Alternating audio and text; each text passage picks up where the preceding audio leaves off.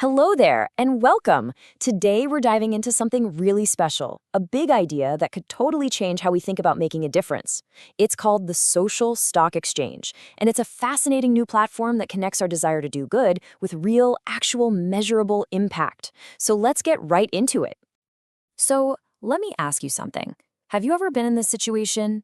You see a cause you really care about, you want to help, you want to donate, but then that little voice in the back of your head starts asking questions. Is this organization for real? Where's my money actually going to end up?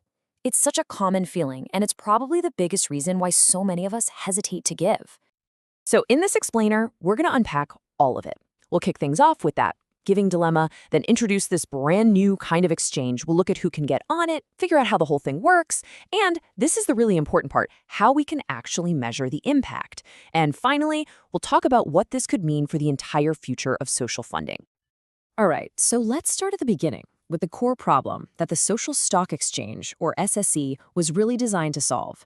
You see, there's this huge disconnect between millions of people who want to help on one side and on the other, countless genuine organizations that are doing amazing work.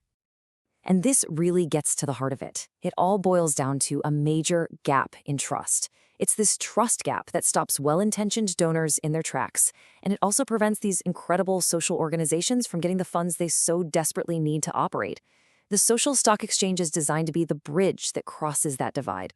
So how do we actually build that bridge? Well, that brings us to the star of our show, the Social Stock Exchange. It's a regulated, transparent, and pretty revolutionary answer to that whole giving dilemma. To put it simply, just picture a regular stock exchange, where companies list shares to raise money. Now imagine the same thing, but instead of commercial companies, you have social enterprises. And they're not raising money for profit, they're raising it for social projects. It's a dedicated, regulated space where transparency isn't just a buzzword, it's the whole point. And this table right here perfectly shows the massive difference in mindset. A regular stock exchange, it's all about one thing, financial profit. You put money in, hoping to get more money out. Simple. But the Social Stock Exchange, it completely flips that script. The number one goal is creating social impact. The return you get isn't measured in rupees or dividends, but in real, tangible, positive change in people's lives. And here's one of the most brilliant things about how this was set up in India. It's not some brand new separate thing you have to go find and learn all over again. Nope. It's just a new section on the stock exchanges we already know and use, like the BSE and the NSE. That simple decision to integrate it makes it so much easier for everyone to access. Okay, so who actually gets to be on this platform? Well, it's not a free-for-all. Not just anyone can list. Any organization that wants to join has to first prove its social intent, that its main focus, its real reason for being, is to create social good. This table breaks down the key players really nicely. Basically, you've got two main types of organizations. First, there are the not-for-profit organizations, or NPOs. Their one and only mission is social welfare.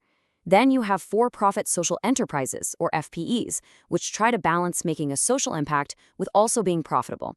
But what about a regular company that's just focused on making money for its shareholders? Well, they're just not eligible. This keeps the platform laser-focused on its social mission.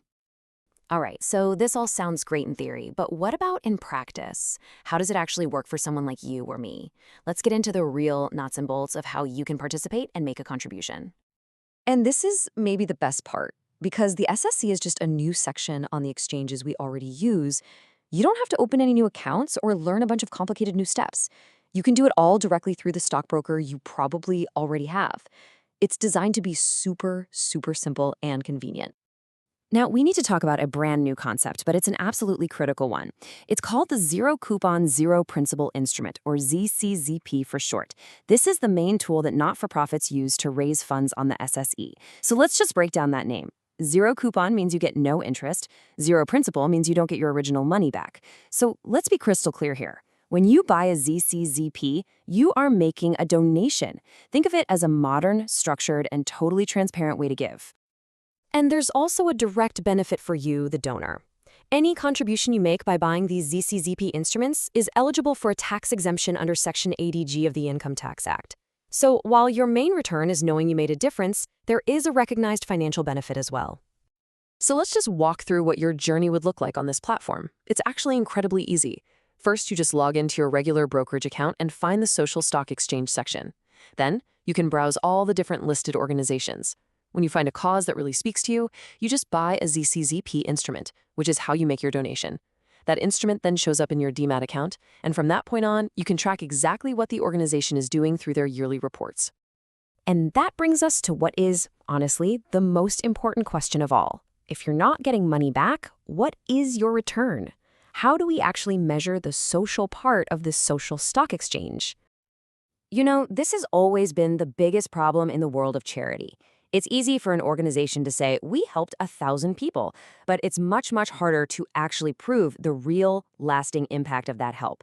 The entire SSE framework was built from the ground up to solve this exact problem. And here's how they do it.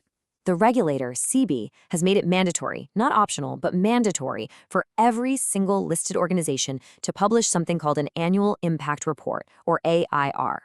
This report is the definitive answer to that question we all have. Where did my money go and what good did it do?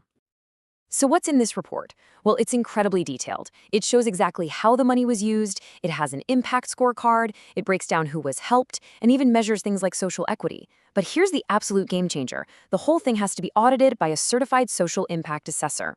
This brings a level of professional, standardized oversight that has been missing from the social sector for a long time. So when you put this all together, what does it mean? Let's take a step back and look at where the social stock exchange is today and what it could become in the future.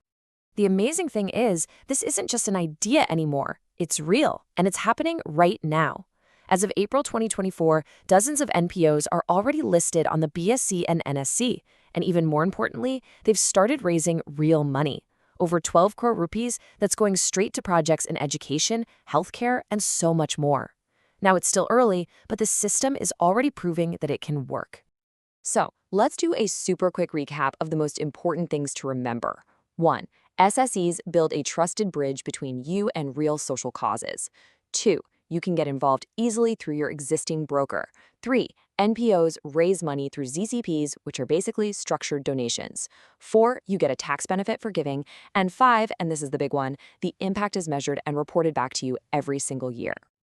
And that really leaves us with one final big picture question to think about. By bringing all the transparency, the technology, and the trust from the financial markets into the social sector, could a platform like this completely revolutionize charitable giving? Could this really be the future of how we fund social change?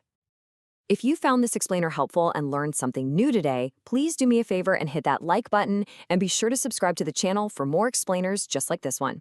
Thanks so much for watching.